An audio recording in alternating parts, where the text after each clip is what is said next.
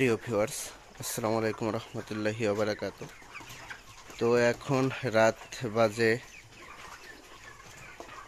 2:30, 2:30।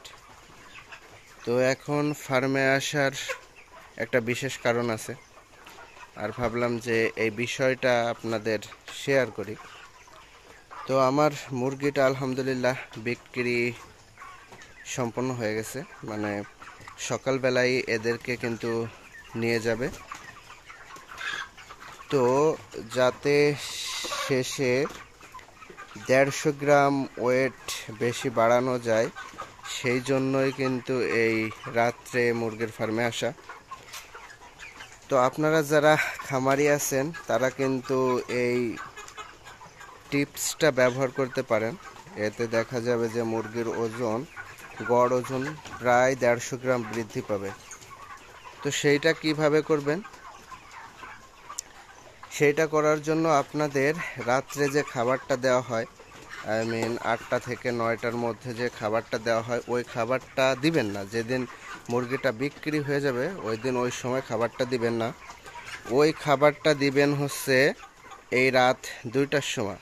এখন অনেকে বলতে পারেন, ভাই রাত 2টার সময় কেন দিতে হবে? আমরা তো চাইলে খাবারটা ভোর 4টার দিকে দিতে পারি বা 5টার দিকে দিতে পারি। তো 2টা বা 3টার দিকে দেওয়ার যে মূল কারণটা, আপনি দেখতেছেন যে এখনো কিন্তু মুরগিটা খাইতেছে। আমি খাবার দেওয়া শেষ করছি আরও প্রায় ঘন্টাখানেক আগে।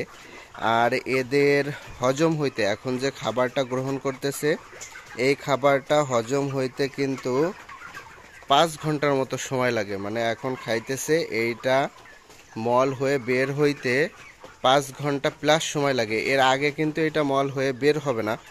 তো যেহেতু আপনি প্রায় 5 থেকে 6 ঘন্টা আগে খাবারটা বন্ধ করে রাখছিলেন, তো যদি এইটারে বিক্রির 4 থেকে 5 ঘন্টা আগে খাবার দেন, তাহলে কিন্তু আবার এটা পরিপূর্ণ হয়ে যাবে। মানে ভিতরের যে মলটা বের হয়ে গেছে, মানে শরীরে তো কোনো ফিড বা মল ছিল না, তো সেইটা আবার তৈরি হয়ে একেবারে পরিপূর্ণ হয়ে যাবে। এবং দেখতেছেন যে এরা কিন্তু খাইতেই আছে, এদের খাওয়া, পানি খাওয়া কিন্তু শেষ নেই। আমি কিন্তু পানিটাও বন্ধ করে দেই।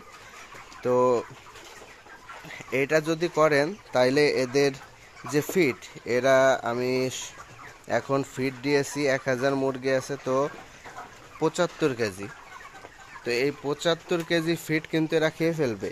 এখনও 2 ঘন্টার 2.5 ঘন্টা সময় আছে।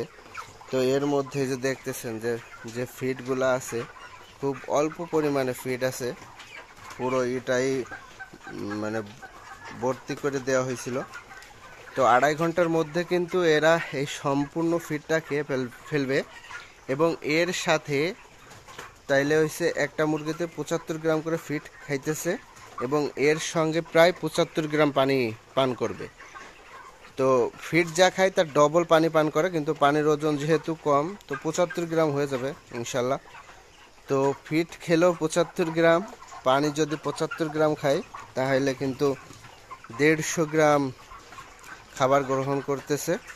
তো এই খাবারটা কিন্তু যখন আমি এটা মেপে দিব ভোর 5:30 বা 6টার দিকে, কিন্তু এইটা শরীর থেকে বের হবে না, এটা শরীরের মধ্যেই থাকবে ইনশাল্লাহ। তো আপনারা চাইলে এই টিপসটা ব্যবহার করতে পারেন। তো এতে আশা করি অনেক উপকৃত হবেন। তো সকলে ভালো থাকবেন। আসসালামু আলাইকুম রহমতুল্লাহি ওয়া বারাকাতুহু।